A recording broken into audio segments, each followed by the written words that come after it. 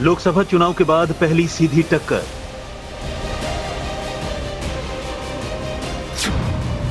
हरियाणा विधानसभा की बाजी कौन जीतेगा?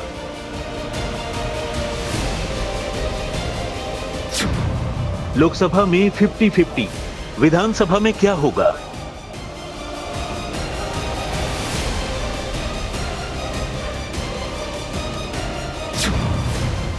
क्या बीजेपी बनाएगी हैट्रिक या कांग्रेस की वापसी?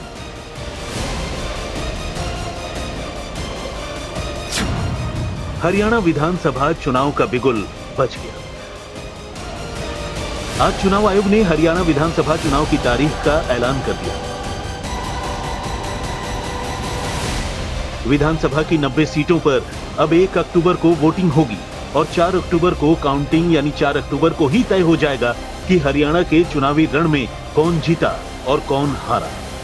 Haryana would be in the last phase, exactly coinciding with the third phase of J&K, nomination being on 5th of September, last date of making nomination on 12th of September, date of poll 1st October, and date of counting coinciding with J&K on 4th of October, everything to be over on 6th of October. चुनाव में अपनी प्रदर्शन को लेकर सभी पार्टियों के अपने अपने दावे हैं, लेकिन चुनावी अखाड़े में मुख्य रूप से 2 बड़े प्लेयर हैं। वैसे हरियाणा के चुनाव में ताल ठोकने वाली पार्टियों में बीजेपी है, कांग्रेस है, इंडियन नेशनल लोकदल और बीएसपी का गठबंधन है, आम आदमी पार्टी और जेजेपी है। बड़ी बात यह है कि इंडिया गठबंधन के झंडे तले दिल्ली में आम आदमी पार्टी और कांग्रेस का गठबंधन है, लेकिन हरियाणा में दोनों पार्टियां अलग अलग चुनाव लड़ेंगी। किस तरह से देखते हैं, एक चरण में चुनाव होगा? हाँ, चुनाव है, कांग्रेस पार्टी तैयार है, अध्यक्ष जी हमारे वो हैं, पूरी एप्लीकेशन भी मांग ली उम्मीदवारों की, सब शॉर्टलिस्ट हो गया। अब स्क्रीनिंग कमेटी की मीटिंग होगी, उम्मीदवारों का चयन होगा और जहां तक हरियाणा के लोगों का वो तैयार है। 36 बरादरी फैसला कर चुके हैं कि आने वाली सरकार कांग्रेस पार्टी की सरकार। 10 साल आप लोग बाहर रहे हैं, इस बार क्या तैयारी है और खासतौर से नायब सिंह सैरी एक नया चेहरा है। मैं स्वागत करता हूं इस चुनाव की घोषणा का और निश्चित रूप से हमारा कार्यकर्ता चुनाव लड़ने के लिए अपने बहुत पहले से तैयारी कर रहा है और इसमें निश्चित रूप से जैसे केंद्र में नरेंद्र मोदी जी के नेतृत्व में तीसरी बार सरकार बनी है, इसी प्रकार हरियाणा में भी भारतीय जनता पार्टी की तीसरी बार सरकार बनेगी और निश्चित रूप से हम जनता को जो सहूलतें पिछले 10 साल से दे रहे हैं उन सहूलतों को आगे बढ़ाएंगे।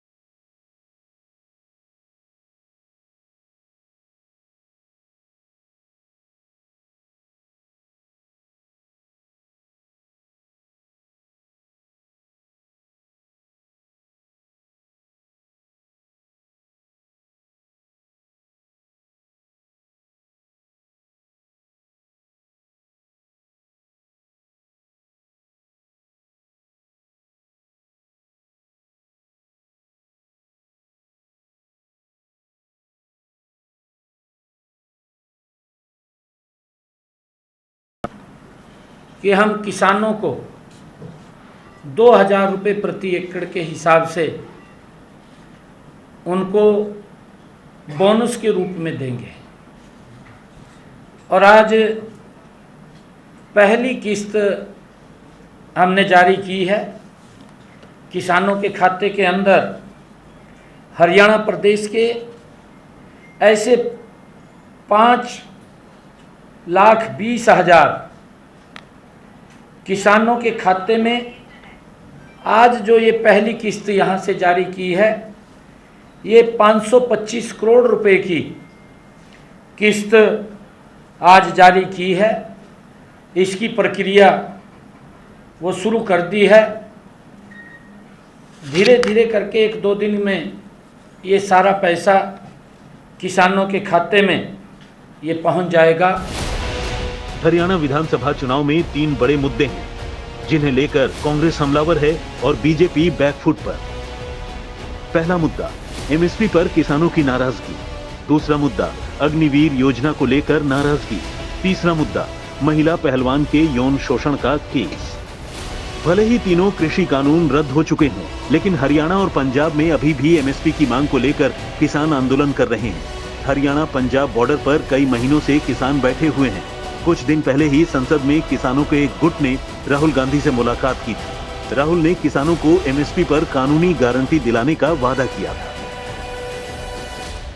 जो अन्नदाता है, जो सरकार से सिर्फ एक चीज मांग रहा है, लीगल गारंटीड एमएसपी। हमें लगता था कि ये कोई बड़ा काम नहीं है सर, ये इतना बड़ा काम नहीं है। हमें लगता था कि अगर सरकार बजट में इसका प्रोविजन कर देती, अगर बजट में इसका प्रोविजन कर देती तो जो हमारे किसान हैं जो चक्रव्यूह में, आपके चक्रव्यूह में फंसे हैं, वो निकल पाते।